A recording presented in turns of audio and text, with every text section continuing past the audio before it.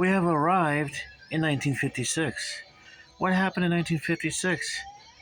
A whole lot happened politically.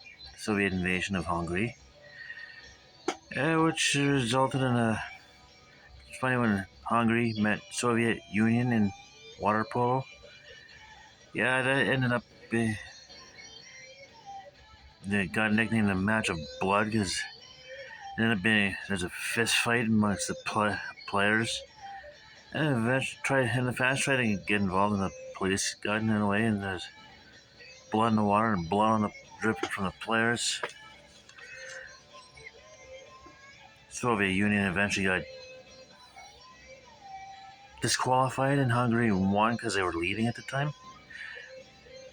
That's what happened during the 1956 Winter Olympics. That's one of the things.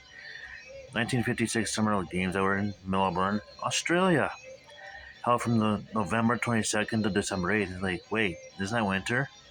Winter here, but summer in Australia, because they are in the southern hemisphere, and their summer is during our winter, and right now our summer is their winter. And they were the first games.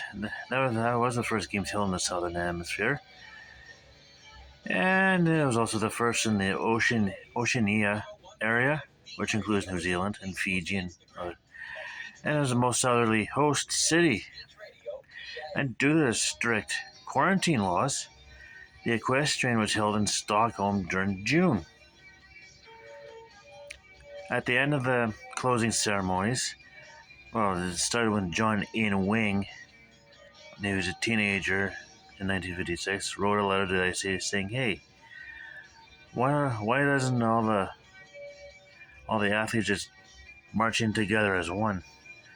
IOC liked it, and these Summer Olympics were the first time that happened, that the athletes came out en masse.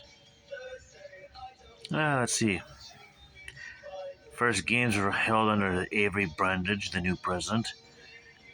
Betty Cuthbert became Australia's first Golden Girl, winning the 3 track golds. Bobby Morrow of the U.S. won the 100 meter, the 200 meter, and the 4x100 meter relay. The big three golds.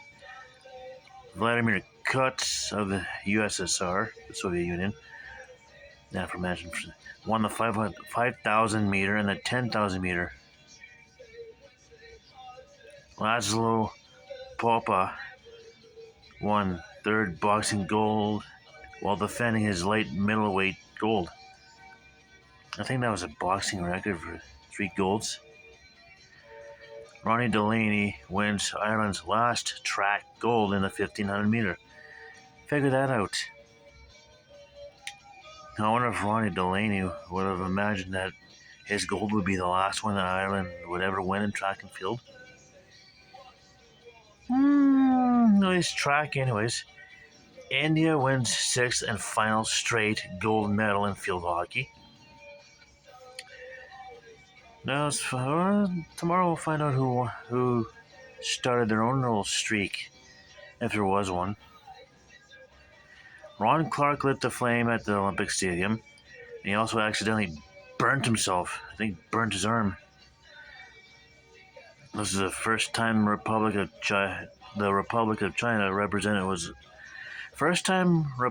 China was represented by only Taiwan. 5 nations competed in the equestrian, but not the main Olympics itself. And those 5 that competed in the equestrian was Cambodia, Egypt, Spain, Netherlands, and Switzerland. But they did not compete in Australia. East and West Germany decided to compete as a united nation. And I think after this one, they were both East and West Germany until they unified in 1990. So I think 1992 would have been the first games. Anyways, I think that's right. Soviet Union won the most golds and the most medals.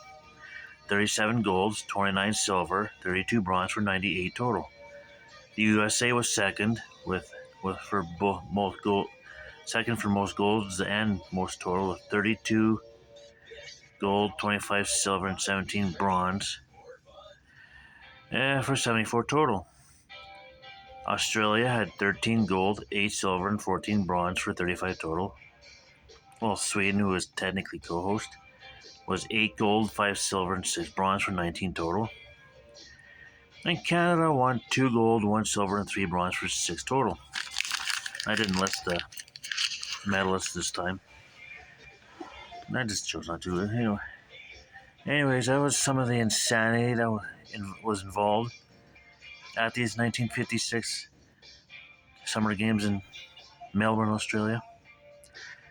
No, we don't see Australia host again until 2000, but it wasn't that late in the year. It's mid to late September. But anyways, that's it for 1956. Last games of the 50s. Which ends which also ends my work week. But anyways, tomorrow, 1960 Summer Olympics in Rome, I believe. First one of the 60s, naturally. Actually, technically, Squaw Valley, California had the first Winter Olympics in the 1960s. But anyways, I'm rambling on that. Until tomorrow, stay tuned.